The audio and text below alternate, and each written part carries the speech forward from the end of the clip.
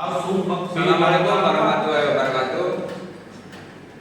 Di sini kita akan mempresentasikan monitoring arus dan tekanan pembangkit listrik tenaga surya berbasis Internet of Things di Asian Hydroponic.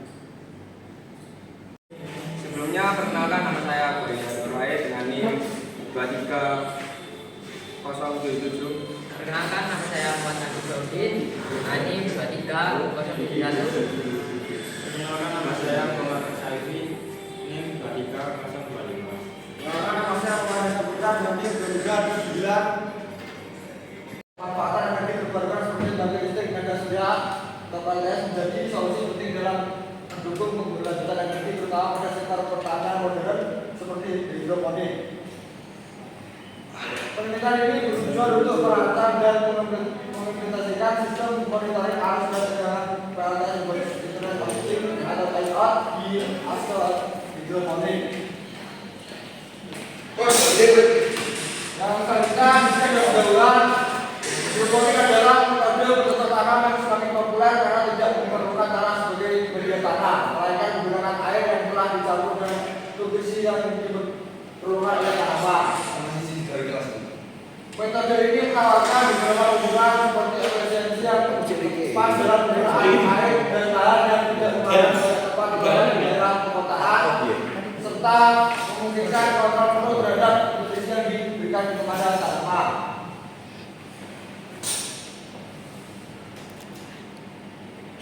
Untuk selanjutnya yaitu tujuan usaha. Berkembangnya ilmu pengetahuan dan teknologi yang sangat pesat pada saat ini menciptakan beberapa inovasi baru untuk mengatasi beberapa masalah. Salah satunya yaitu monitoring arus dan tekanan pembangkit listrik tenaga surya berbasis IoT. Hal tersebut memudahkan para petani untuk dapat memonitoring hidroponik secara jarak jauh. 21. Pembangkit listrik tenaga surya atau PTS.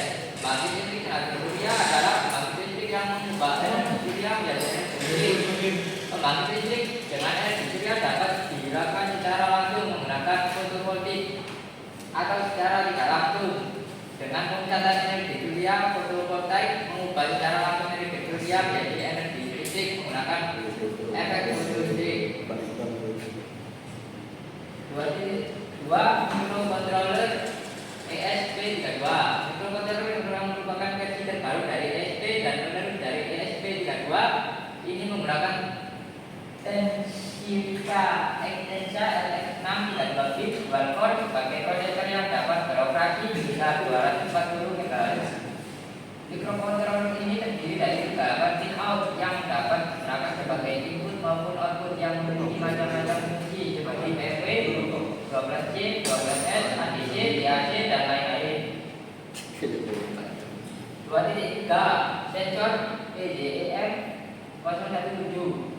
PJEM 017 merupakan modul sensor yang digunakan untuk mengukur keluaran DC seperti arus, tekanan, daya, dan energi.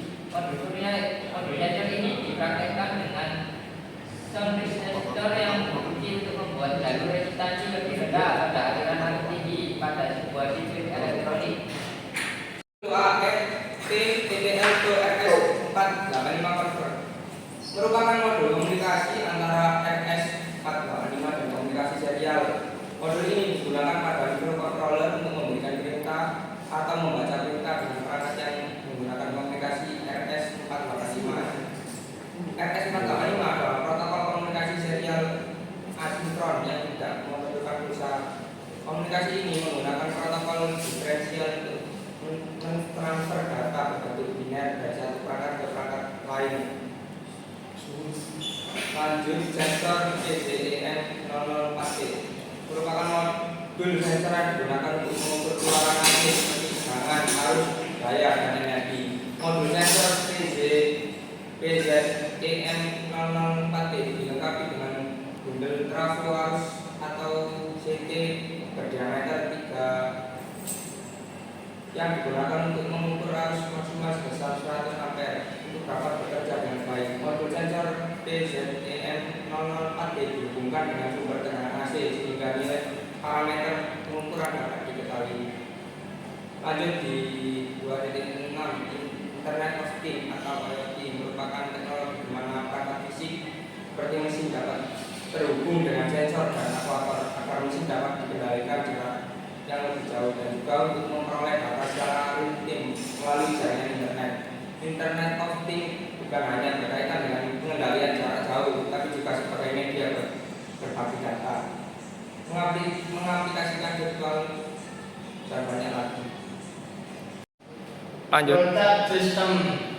Diagram alur flowchart berisi bagan yang menjelaskan urutan proses kerja sebuah sistem dan akan menjelaskan secara garis besar sistem tersebut.